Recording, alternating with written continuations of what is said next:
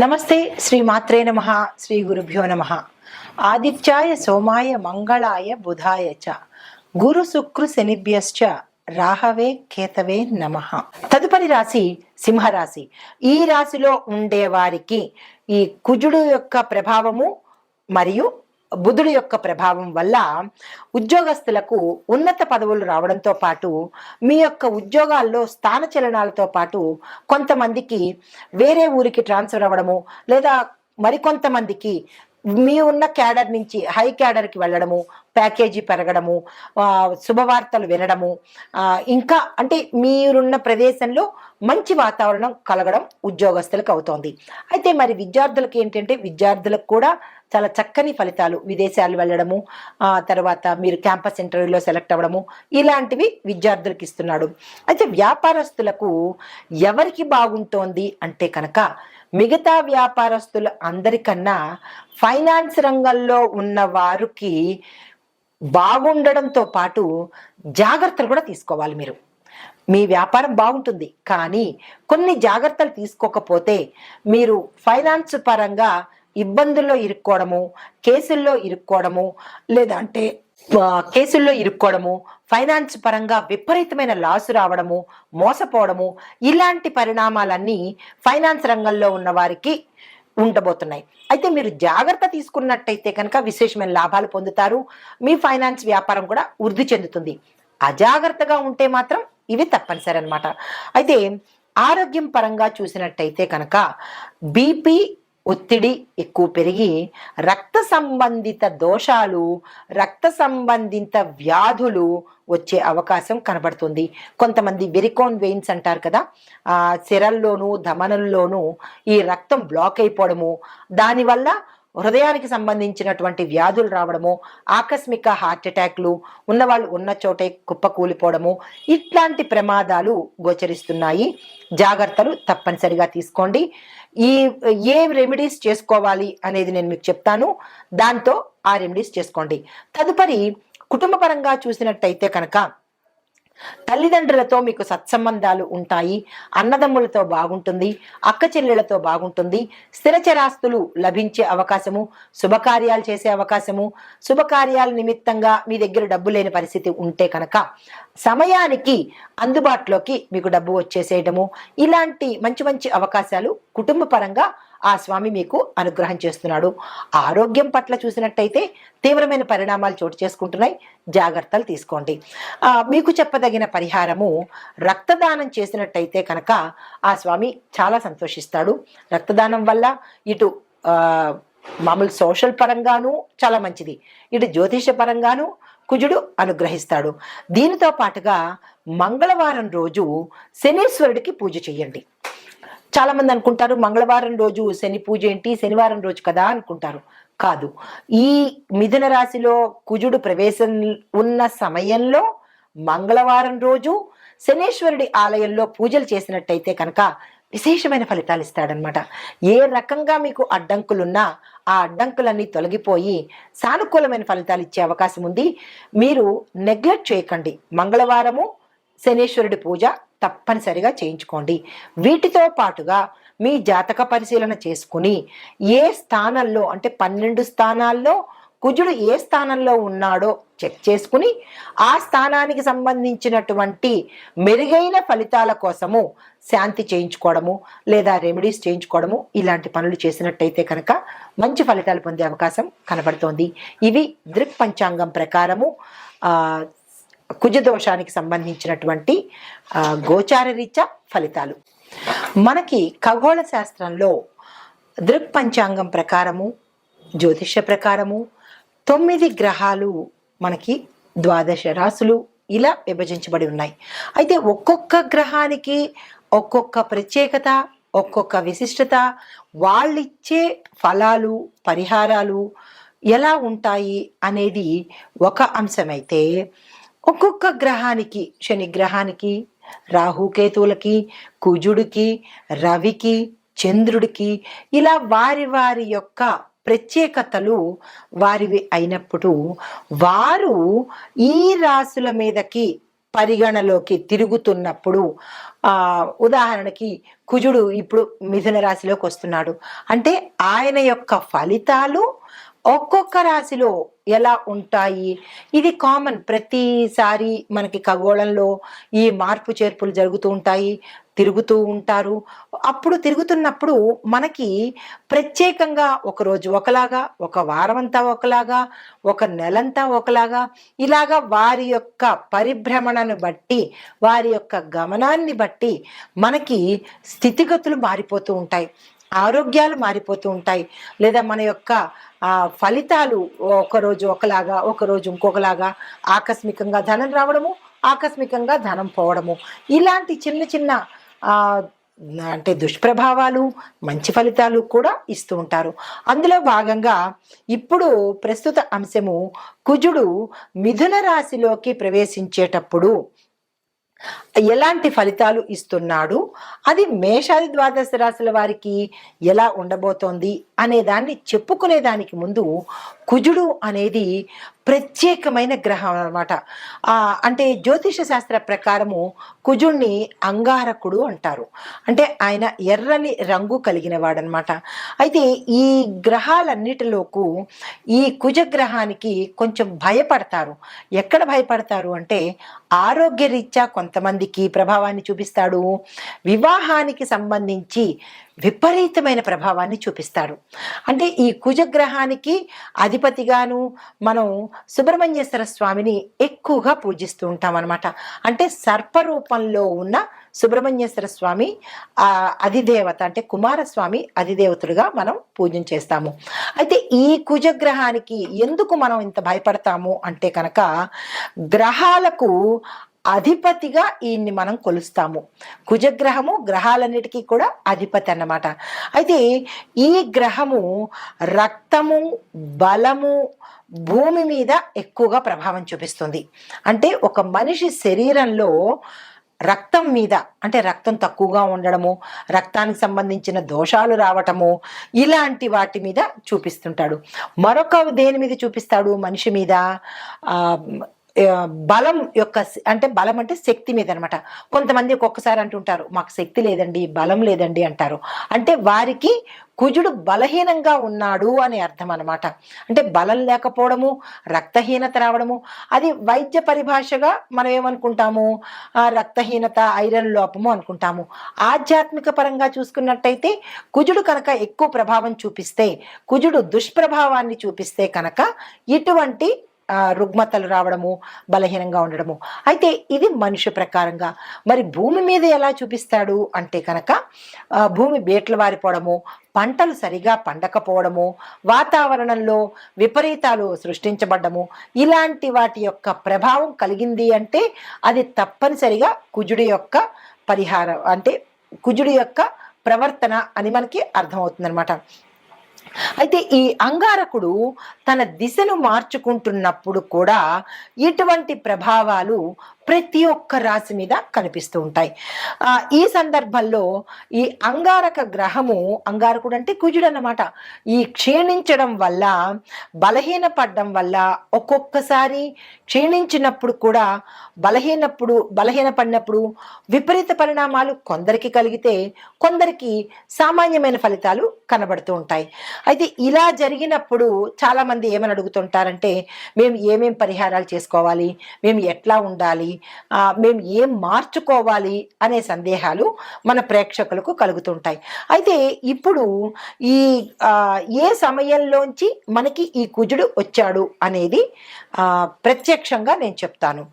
ఈ గ్రహ మార్పు అనేది ఎవరికి అధిపతి అంటే కుజుడు మేషరాశికి, వృశ్చిక రాశికి అధిపతి. ఇలా ఈ గ్రహాలన్నీ కూడా కొన్ని రాశులకు అధిపతి అవుతారు. ఇప్పుడు శనేశ్వరుడు ఉన్నాడు, మకర కుంభాలకు అధిపతి అన్నమాట. అలాగే కుజుడు మేషరాశికి, వృశ్చిక రాశికి కూడా అధిపతి. ఈ అధిపతులు అవ్వడం వల్ల ఒక రకమైన, అంటే వారికి ఫేవర్ చేస్తూ ఉంటాడు. ఎవరైతే ఏ రాశులకు అధిపతి అవుతారో ఆ రాశులకి ఫేవర్ చేస్తూ, అంటే ఫేవర్ అంటే మరీ ఎక్కువ ఫేవరిజం కాకుండా కొంచెం సులువు సూత్రాలు ఇస్తుంటాడు. అయితే మిగతా రాశుల వాళ్ళకి ఇవ్వడా అంటే మిగతా రాశుల వాళ్ళకి ఇస్తాడు, కాకపోతే వీరి మీద ప్రభావం ఎక్కువగా ఉంటుందన్నమాట. ఇంకొక పరంగా చూసినట్టయితే కనుక ఈ కుజగ్రహము గత సంవత్సరం అక్టోబర్లో 20వ తారీఖున అంటే 2024 అక్టోబర్లో మిథున రాశిని వదిలేసి కర్కాటకంలోకి ప్రవేశించాడు. కర్కాటకంలోకి ప్రవేశించినప్పుడు ఆ గ్రహస్థానము ఆ ఏడాదంతా ఉంది. అంటే అక్టోబరు, నవంబరు, డిసెంబరు, జనవరి వరకు ఉంది. జనవరి 21 నుంచి మళ్ళా తన స్థానాన్ని మార్చుకొని 25 అంటే 2025 ఇప్పుడు ప్రస్తుతం అన్నమాట. జనవరి 21 నుంచి మళ్ళా మిథున రాశిలోకి వచ్చేశాడు. మిథునంలోకి కర్కాటకంలోకి వెళ్ళి మళ్ళా రివర్ట్ అయ్యి మళ్ళా మిథునంలోకి వచ్చాడనమాట. ఈ మిథునంలోకి రావడం వల్ల ఎటువంటి పరిణామాలు చోటు చేసుకుంటున్నాయి, వెళ్ళినవాడు మళ్ళీ వెనక్కి తిరిగిపోయాడు. ఆ తిరగడం వల్ల ఏమైంది, ఎలాంటి పరిణామాలు చోటు చేసుకుంటున్నాయి అనే అంశంలో కనుక మనం చూసినట్టయితే ఈ విషయాన్ని పరిశీలించేదానికి ముందుగా మీకు ఒక చిన్న విషయం చెప్తాను. అదేంటంటే కుజుడు బలహీనంగా ఉన్న వారిలో ఏమిటి లోపాలు మన వ్యక్తిగతంగా పరిశీలన చేసుకోవచ్చు. ఎలా పరిశీలన చేసుకోవాలి అనేది ఒక్కొక్క పాయింట్ చెప్తాను, వినండి. మనలో ఆత్మవిశ్వాసం పోతుంది. అంతవరకు కాన్ఫిడెంట్గా ఉంటాం. ఎస్, నేను ఏదైనా చేయగలను అని కాన్ఫిడెన్స్ ఉంటుంది. ఎప్పుడైతే కుజుడు బలహీనపడ్డాడో అప్పటి వరకు బాగున్న వాళ్ళు ఏమంటారు, నేను ఈ పని చేయలేను, నేను చాలా బలహీనంగా ఉన్నాను, నాకు అసలు బాగలేదు, నేను చేయగలనా అని ఒక నిరాశలోకి వెళ్ళిపోతారనమాట. అప్పుడు మనం ఏం గ్రహించుకోవాలి, ఓహో కుజుడు బలహీనపడ్డాడు అని ఒక చిన్న ఇండికేషన్ అనమాట. దీనితో పాటుగా ఏమిటి, తొందరగా అనారోగ్యం పాలైపోతారు. రెండో పాయింట్, ఫ్రీక్వెంట్గా హెల్త్ ఇష్యూస్ వస్తుంటాయి. జలుబు, దగ్గులు, ఇలా ఏవేవో హెల్త్ ఇష్యూస్ వస్తుంటాయి. అలాంటప్పుడు కూడా మనం ఏం గమనించుకోవాలి, కుజుడు బలహీనపడ్డాడు అనే అంశాన్ని పరిశీలన చేసుకోవాలి. మూడో పాయింట్ ఏంటంటే, ఏ నిర్ణయాలు తీసుకోవాలన్నా తటపటాయిస్తుంటారు. అది ఎవరైనా విద్యార్థులు కావచ్చు, ఎవరైనా మనిషి ఏదైనా నిర్ణయం తీసుకోవడానికి పదే పదే ఆలోచిస్తుంటాడు. మనం కూడా ఏమనుకుంటుంటాం, ఇది చెయ్యాలా వద్దా, వద్దులే అని కాసేపు, లేదు తప్పనిసరిగా చెయ్యాలి అని మరుక్షణం అనుకుంటాం. మళ్ళా ఏమంటారు, వద్దులే అని డైలమాలో సందిగ్ధంలో పడతారు. అలాంటప్పుడు మనం ఏమనుకోవాలి, ఇది ప్రతి ఒక్కరికి ప్రతి జీవితంలోనూ అనుభవంలోకి వచ్చిందే, కావాలంటే మీరు చెక్ చేసుకోండి. అప్పుడు మనం ఏమనుకోవాలి, కుజుడు మనకి బలహీనపడ్డాడు అని మనం వెంటనే గుర్తు తెచ్చుకోవచ్చు. ఇది మూడో పాయింట్. ఇక నాలుగో పాయింట్ ఏంటంటే, ఇంట్లో పిల్లలకు, పెద్దవాళ్ళకి ఇలాగా, చిన్న పిల్లలకి తరచూ అనారోగ్యం రావడం, ఊరికే పడిపోతూ ఉండడము, ఊరికే దిష్టి తగులుతూ ఉండడము, వారు ఏ పని మీద ఇంట్రెస్ట్ చూపించకపోవడము, కడుపు నొప్పని, తలనొప్పని ఏదో సాకులు చెప్తూ ఉండడము, ఇలా వాళ్ళు ప్రవర్తిస్తున్నారు అంటే కనుక తల్లిదండ్రులకి వెంటనే గుర్తుకు రావాలి, ఏమని, మనకి కుజుడు కుజుడు బలహీనంగా ఉన్నాడు అనే అంశాన్ని గుర్తు తెచ్చుకోవాలి. ఇది నాలుగో పాయింట్ అన్నమాట. అయితే శరీరంలో కొంతమందికి రక్తము తగ్గిపోతూ ఉంటుంది. రక్తం ఎప్పుడైతే తగ్గిపోయిందో వైద్యపరంగా ఏం చెప్తాం, ఎనీమియా వచ్చేసింది, వీళ్ళకి రక్తహీనత వచ్చింది అని డాక్టర్లు చెప్తారు. కానీ డాక్టర్లు ఏం చెప్తారు, మందులు చెప్తారు తప్ప వాళ్ళకి ఆధ్యాత్మిక పరంగా తెలియదు కదా, జ్యోతిష్య పరంగా తెలియదు కదా. జ్యోతిష్య పరంగా మేమేం చెప్తాము అంటే, కుజుడు బలహీనపడ్డాడు కాబట్టి కుజుడుకు సంబంధించిన గ్రహాలు శాంతి చేయించుకుంటే, ఎందుకు, కుజుడు రక్తం మీద ప్రభావాన్ని చూపిస్తాడు కాబట్టి దానికి సంబంధించిన పరిహారాలు చేసుకోవాలి. అది తప్పనిసరిగా మనకి జాతకంలోనే బయటపడుతుంది. డాక్టరు నాడి పట్టుకుంటేనో, స్టెత్ పట్టుకుంటేనో, కళ్ళు చూస్తేనో రక్తం లేదు అని చెప్తాడు. జ్యోతిష్యులు ఏం చెప్తారు, జాతక పరిశీలన చెయ్యంగానే అందులో మీకు కుజదోషం ఉంది కాబట్టి మీకు ఈ పరిస్థితులు వస్తున్నాయి అనే అంశాన్ని చెప్తారు. అంటే ఇటు వైద్యపరంగానూ కరెక్టే, ఇటు ఆధ్యాత్మిక పరంగానూ కరెక్టే. రెండు మనం తీసుకోవాలి. ఈ రెండు తప్పనిసరి, ఒకటే బేస్ మీద కాకుండా. అయితే దీనికి మనం ఏం చేసుకోవాలి అంటే కనుక, ఎక్కువ క్యారెట్ తీసుకోవాలి. అంటే రక్తం తక్కువ ఉన్న వాళ్ళకి రెమెడీస్ చెప్తున్నాను. క్యారెట్ తీసుకోండి, టమాటాలు తీసుకోండి, బీట్రూట్లు, పప్పు, బెల్లము, ఇటువంటి పదార్థాలు మీరు తీసుకుంటూ ఇవే పదార్థాలు దానంగా ఇచ్చేయండి. అంటే వైద్యపరంగా మీరు ఇవి తింటూ ఉండాలి, ఆధ్యాత్మిక జ్యోతిష్యపరంగా ఇవి దానాలు ఇవ్వాలి. ఇస్తే అటు డాక్టర్ని మీరు సాటిస్ఫై చేసినట్టు, ఇటు గ్రహాల్ని కూడా సాటిస్ఫై చేసినట్టు అనమాట. గుర్తుపెట్టుకోండి, ఇవి మీరు దానంగా ఇవ్వాలి. దీనితో పాటుగా సాధ్యమైనంత వరకు డాక్టర్లు ఏం చెప్తుంటారు, ఎక్కువగా మీరు నేల మీద పడుకోండి, దిళ్ళు పెట్టుకోకండి అని చెప్తుంటారు కదా, అది వైద్యపరంగా. అయితే ఇప్పుడు జ్యోతిషపరంగా కూడా మనం ఏం చేయాలి, కుజగ్రహం తక్కువగా ఉన్నప్పుడు, బలహీనంగా ఉన్నప్పుడు తప్పనిసరిగా మీకు ఈ సిమ్టమ్స్ కనపడుతుంటే నేల మీదే పడుకోండి. ఎందుకు అంటే కుజుడు అంటే అంగారకుడు భూమిపుత్రుడు కదా, కాబట్టి భూశయనం తప్పనిసరి అన్నమాట. అప్పుడు కొంత గ్రావిటేషనల్ పవర్గా, అంటే నేను మీకు రెండూ చెప్తున్నాను, ఆధ్యాత్మికంగాను చెప్తున్నాను, అంటే ఆధ్యాత్మికం అంటే జ్యోతిషపరంగాను చెప్తున్నాను, ఇటు వైద్యపరంగాను చెప్తున్నాను. ఈ వైద్యపరంగా కూడా ఏం చేయొచ్చు, మనం నేల మీద పడుకోవచ్చు. నేల మీద ఎందుకు అంటే భూమికి గ్రావిటేషన్ పవర్ ఉంటుంది కాబట్టి మనలో ఏదైనా శక్తిహీనత ఉంటే, వెంటనే నెగిటివిటీ ఉంటే అది భూమి తీసేసుకుంటుంది అనమాట. ఆ పరంగా భూమి మీద పడుకోమని చెప్తారు.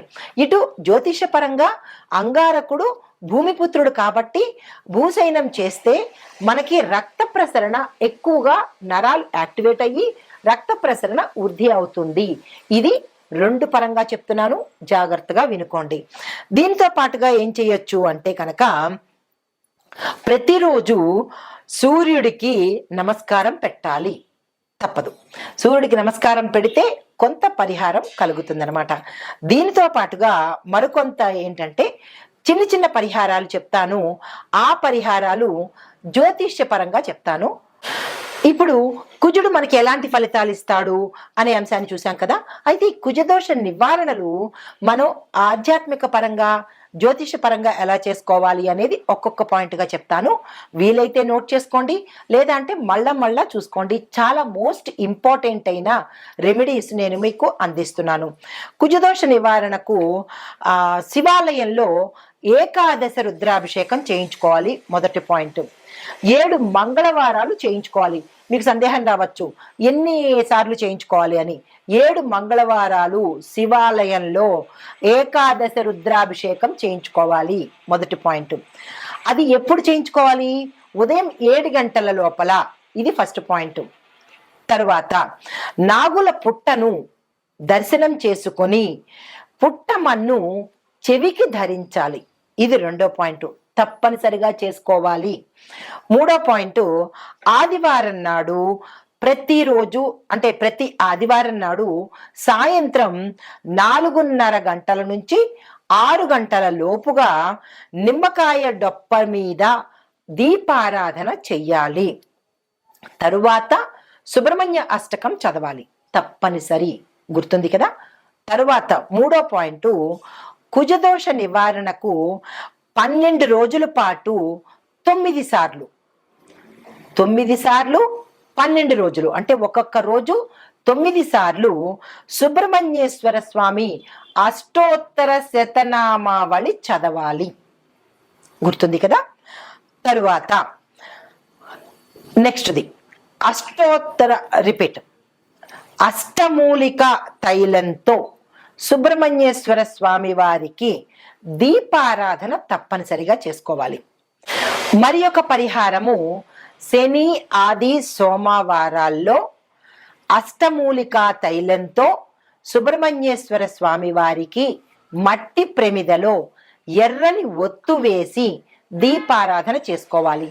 ఎరుపు రంగు కుజుడికి ప్రతీక కాబట్టి, ఇష్టపడతాడు కాబట్టి ఆ పరిహారం తప్పనిసరిగా చేసుకోండి. తరువాత సుబ్రహ్మణ్యేశ్వర స్వామి కరావలంబ స్తోత్రము 11 రోజుల పాటు 80 సార్లు చదవాలి. ఇందులో ఎటువంటి డిస్కౌంట్లు లేవు, ఎటువంటి అమెండ్మెంట్స్ లేవు. మళ్ళా చెప్తున్నాను, కుజగ్రహము చాలా తీవ్రమైన పరిణామాలు ఇస్తాడు. కాబట్టి చాలా జాగ్రత్తగా దగ్గర పెట్టుకొని మళ్ళా మళ్ళా రాసుకునో లేకపోతే మళ్ళా చూసో ఈ పరిహారాలు ప్రతి ఒక్కరూ కుజదోషం ఉన్నవాళ్ళు, అందులో ఇప్పుడు నేను చెప్పబోయే ప్రతి రాసుల్లో ఉన్న వాళ్ళు కూడా ఈ పరిహారం చెయ్యాలి. సుబ్రహ్మణ్య కరావలంబ స్తోత్రం 11 రోజుల పాటు ప్రతి ఒక్క రోజు 80 సార్లు తప్పనిసరిగా చదవాలి. మరి ఒక పరిహారము కుజదోష నివారణకు సుబ్రహ్మణ్య మాలా మంత్రం అని ఉంటుంది. దాన్ని 42 రోజుల పాటు రోజుకు ఒక్కసారి తప్పనిసరిగా చదవాలి.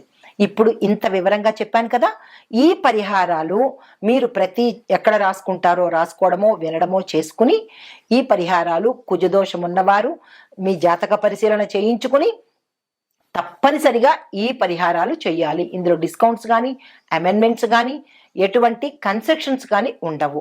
ఈ నివారణలు ఈ ఉపాయాలు తప్పనిసరిగా ఇప్పుడు కుజగ్రహము మిథున రాశిలోకి ప్రవేశించడం వల్ల మొత్తం మీద ఒక్కొక్కరికి ఎలా ఉండబోతోంది అంటే అన్ని రాశుల వాళ్ళకి ఉద్యోగస్తులకు ఒత్తిడి పెరుగుతుంది, కానీ కొత్త అవకాశాలు వస్తాయి. వ్యాపారస్తులకు పెట్టుబడుల్లోనూ మంచి అవకాశాలు వస్తాయి. కొన్ని వ్యాపారాలు నష్టాల్లోకి పెడతాయి. ఆరోగ్యపరంగా చూసినట్టయితే శస్త్రచికిత్సలు జరగడము, హృదయానికి లంగ్స్కి తర్వాత జీర్ణ వ్యవస్థకు ఇలా మేజర్ పార్ట్లకు ఇబ్బంది కలిగే అవకాశం ఉంది. అది జాగ్రత్తలు తీసుకోండి. కుటుంబ పరంగా ఒత్తిడులు, విడిపోవడాలు ఇలాంటి సమస్యలు కనబడుతున్నాయి. అవి జాగ్రత్తలు తీసుకోండి. అయితే ముఖ్యమైన పరిహారాలు ఓవరాల్గా చెప్పదగినది ఏంటంటే హనుమాన్ చాలీసా ప్రతి ఒక్కళ్ళు 3 సార్లు చదవవలసిందే. తరువాత రక్తదానం తప్పనిసరిగా చేయాల్సిందే. ఎర్రని వస్త్రధారణ ప్రతి మంగళవారము ధరించవలసిందే. గోపూజ, శివపూజ తప్పనిసరిగా చేయవలసిందే. ఇవి ఓవరాల్గా ఈ పరిహారాలు కుజ ప్రభావ సంబంధిత దోషాలు ఉన్నవాళ్ళు తప్పనిసరిగా చేయించుకోవాలి. ఇది మరీ చెప్తున్నాను. ఆ దిశగా మీరు ప్రయత్నం చేయండి. నమస్తే.